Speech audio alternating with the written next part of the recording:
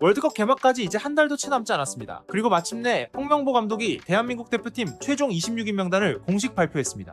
이번 명단에는 손흥민, 김민재, 이재성 같은 익숙한 이름들이 여전히 대표팀의 핵심 축으로 자리하고 있습니다. 여기에 굴곡 많은 시즌을 보낸 황인범과 유럽 무대에서 활약 중인 서령우, 양현준까지 포함됐죠.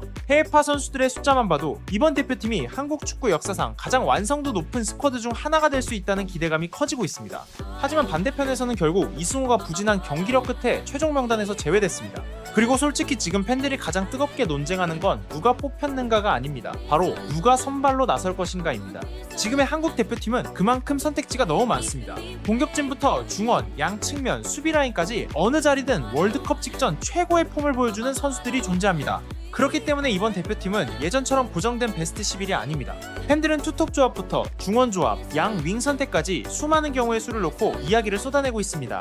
그래서 오늘은 방금 발표된 26인 명단을 바탕으로 이번 월드컵에서 가장 강력할 것으로 예상되는 대한민국 대표팀의 베스트 11을 한번 분석해보겠습니다. 그리고 최근 경기 운영 방식을 보면 홍명보 감독의 기본 틀은 사실상 3-4-3 포메이션이 될 가능성이 매우 높습니다. 그렇다면 먼저 공격진 세 자리부터 살펴보겠습니다.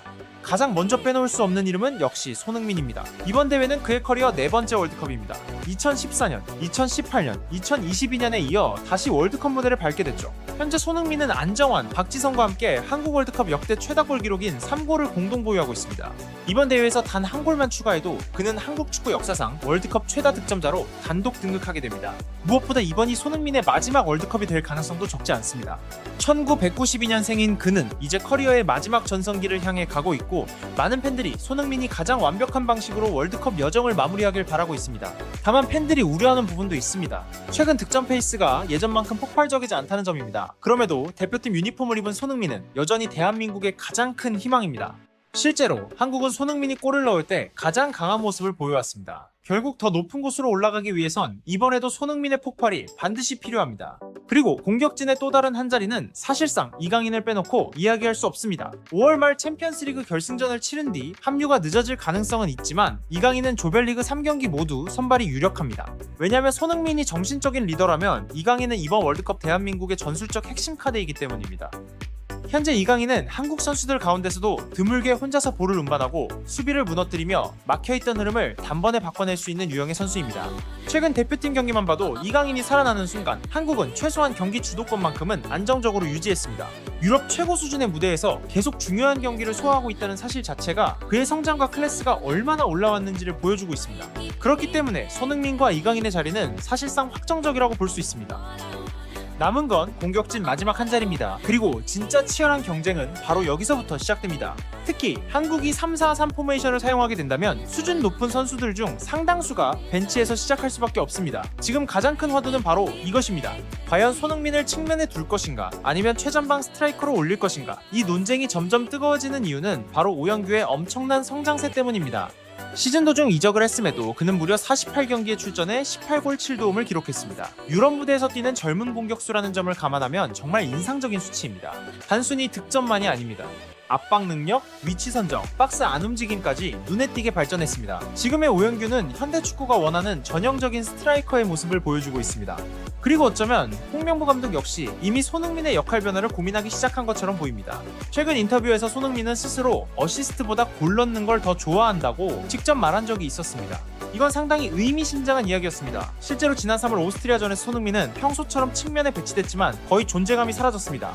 하지만 미국전에서는 원톱 스트라이커로 기용되자마자 1골 1도움을 기록하며 완전히 폭발했죠.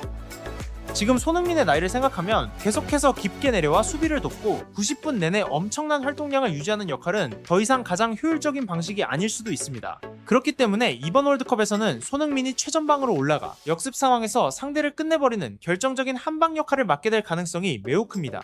많은 팬들이 아쉬워하는 부분은 바로 손흥민과 오영규 조합이 아직 충분히 실험되지 않았다는 점입니다. 최근 대부분의 경기에서 두 선수는 함께 뛰기보다는 교체 형태로 번갈아 등장했습니다. 손흥민이 선발로 나와 60분이나 70분쯤 교체되고 이후 오영규가 투입되는 시기였죠. 그렇기 때문에 손흥민이 중앙 스트라이커로 올라가고 이강인이 오른쪽에서 뛴다면 지금 가장 치열한 경쟁은 왼쪽 측면에서 벌어질 가능성이 높습니다. 바로 이재성과 황희찬의 경쟁입니다. 사실 지난 시즌만 해도 황희찬의 선발은 거의 확정처럼 보였을 겁니다. 하지만 냉정하게 보면 지금의 황희찬 상황은 팬들 입장에서 걱정이 클 수밖에 없습니다. 울버햄튼 원더러스 FC는 강등을 당했고 팀 내 입지도 예전만큼 확고하지 않습니다. 여기에 반복되는 부상까지 겹치면서 컨디션 역시 안정적이라고 보기 어렵습니다. 반면 이재성은 모든 감독들이 선발 명단에 넣고 싶어하는 유형의 선수입니다. 이재성은 이강인처럼 왼발잡이라 사실 오른쪽에서 뛸 때 더 편안함을 느끼는 선수입니다.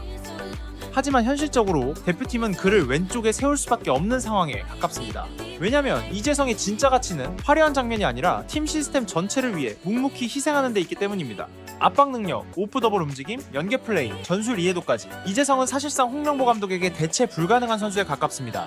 특히 한국이 3-4-3 포메이션으로 중앙 미드필더 2명만 운영할 경우 이재성이 끊임없이 내려와 중원을 지원하고 숫자 우위를 만들어주며 중앙 싸움에서 팀이 밀리지 않게 해주는 역할은 정말 아무나 할 수 있는 일이 아닙니다. 결국 이번 대회는 이재성의 세 번째 월드컵이기도 합니다.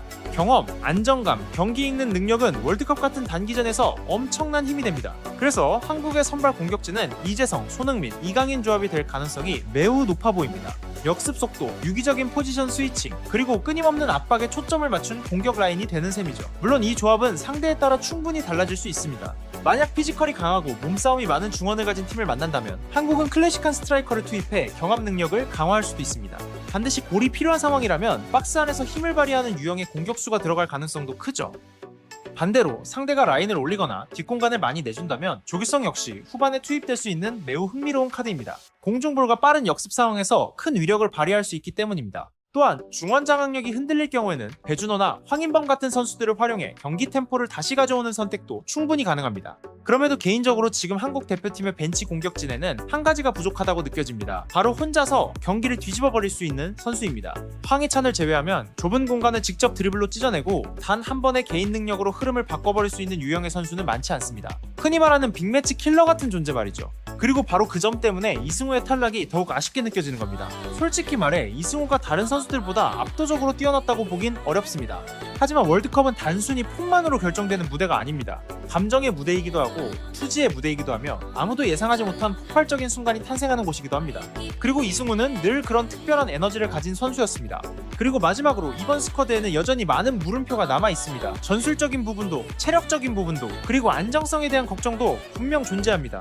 하지만 그럼에도 불구하고 누구도 부정할 수 없는 사실이 하나 있습니다. 이번 세대는 한국 축구 역사에서도 손에 꼽히는 황금 세대라는 점입니다. 손흥민, 리캥인, 김민재 이 세 선수가 월드컵이라는 무대에서 함께 선다는 것만으로도 팬들은 충분히 특별한 무언가를 기대할 자격이 있습니다. 우리는 아직 완벽한 팀을 갖추지 못했을지도 모릅니다. 누가 선발이고 누가 벤치인지에 대한 논쟁도 여전히 끝나지 않았습니다. 하지만 월드컵이라는 무대는 반드시 가장 강한 팀이 가져가는 대회가 아닙니다. 가장 중요한 순간에 폭발할 수 있는 팀이 결국 모든 것을 가져가기도 합니다. 그리고 어쩌면 한국은 다시 한번 아시아 전체가 자랑스러워할 만한 이야기를 써내려갈지도 모릅니다. 자, 여러분은 어떻게 생각하시나요? 지금 시점에서 한국 대표팀의 베스트 11은 누구라고 보시나요? 손흥민은 최전방 스트라이커가 맞을까요? 아니면 측면에서 뛰는 게 맞을까요? 그리고 이번 월드컵에서 한국 대표팀은 어디까지 갈 수 있을까요? 여러분의 생각을 댓글로 남겨주세요. 그리고 이런 축구 분석 콘텐츠가 마음에 드셨다면 좋아요와 구독, 그리고 알림 설정까지 꼭 부탁드립니다. 월드컵과 한국 대표팀에 대한 더 흥미로운 이야기로 다시 찾아오겠습니다.